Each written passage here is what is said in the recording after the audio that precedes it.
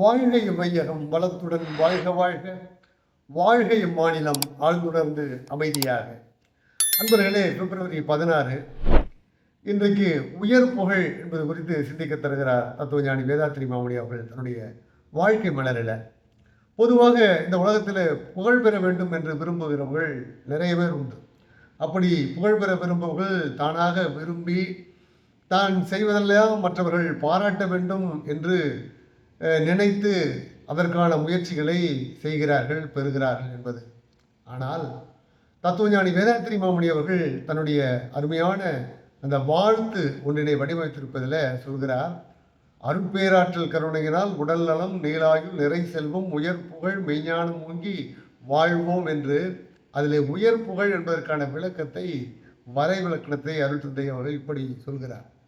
அதாவது உயர் புகழ் என்பது நாம் எதையாவது செய்ய வேண்டும் மற்றவருக்கு, அந்த நன்மையினால் மற்றவர்கள் பலனடைய வேண்டும். அப்படி பலனடைந்த அந்த மனங்கள் மனம் குளிர்ந்து நம்மை வாழ்த்த வேண்டும்.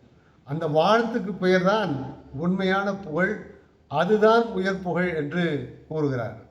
மாறாக என்ன நடக்கிறது என்றால், நீங்களே பாருங்கள், பிரபலங்களெல்லாம் எப்படியாவது புகழ் பெற்று விடுகிறார்கள். ஆனால் அந்த புகழ் நிலை பெற்று நிற்கிறதா என்று சற்று சிந்தித்து பாருங்கள். ஏன் நிலை பெற்று நிற்கவில்லை என்றால், அது தற்காலிகமானது.